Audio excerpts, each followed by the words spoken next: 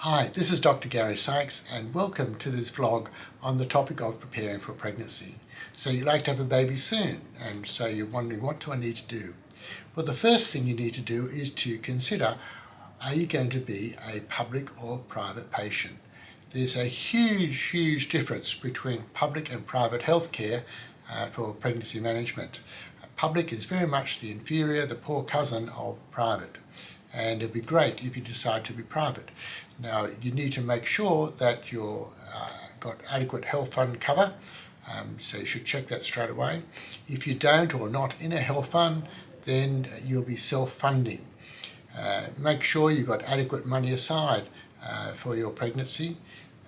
If you don't, then go to someone else, your parents, your grandparents, another relative, family, in the family, a friend, someone who can help support you financially to be a private patient. Now, this is not a silly idea because this is happening all the time in the housing market.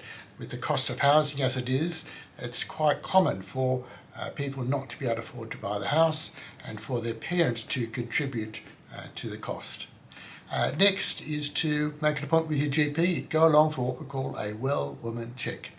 Now, your GP will take a history from you, your vaccination history, also your family history, your personal health history.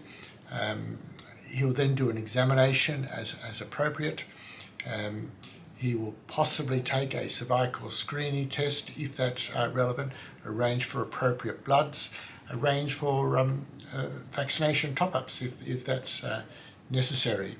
If you're on medications, then you should talk about that with your GP to make sure you're on the optimal dose, and make sure that the medications you're on are safe for pregnancy. I've had quite a number of people come along, and at the first visit I've had to switch their medication to one that's better for being with pregnancy. So you want optimal management of any what we call pre-existing healthcare conditions.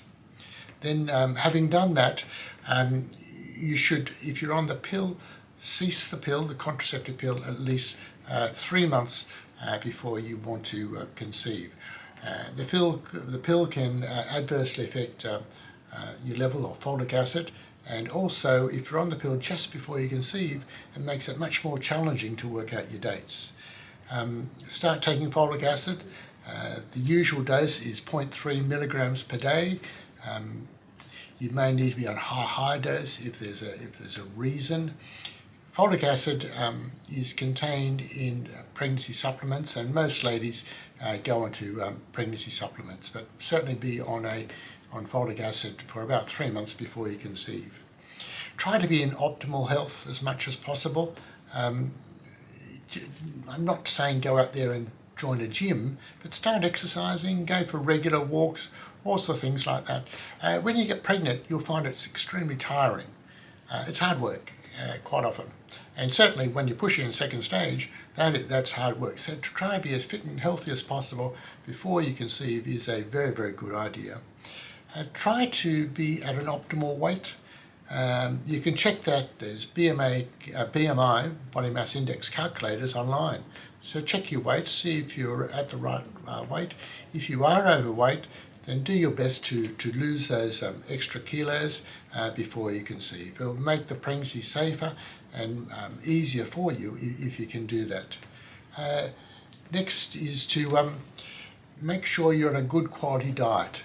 It's a good idea to start on that now to get into that daily habit. When you're pregnant, you're feeding not one, you're feeding two, you're feeding that baby inside you as well. So have a good quality diet is extremely important. So the best is to have good quality nutritious home cooked meals, minimize takeaways, minimize processed food, certainly minimize junk food and soft drinks. So try and eat well at this stage now that you're thinking of getting pregnant, and continue this habit when you are pregnant.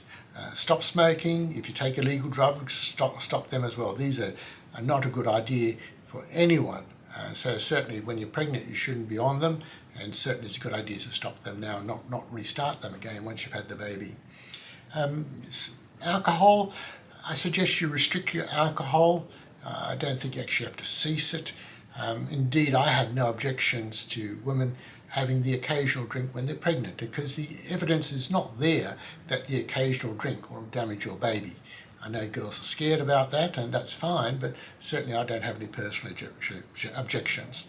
And finally, start planning, start thinking about things. Where's the cot going to go? Is the car okay? Is the car adequate?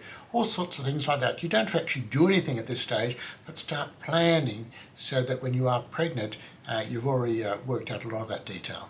I look forward to seeing you again soon. Bye for now.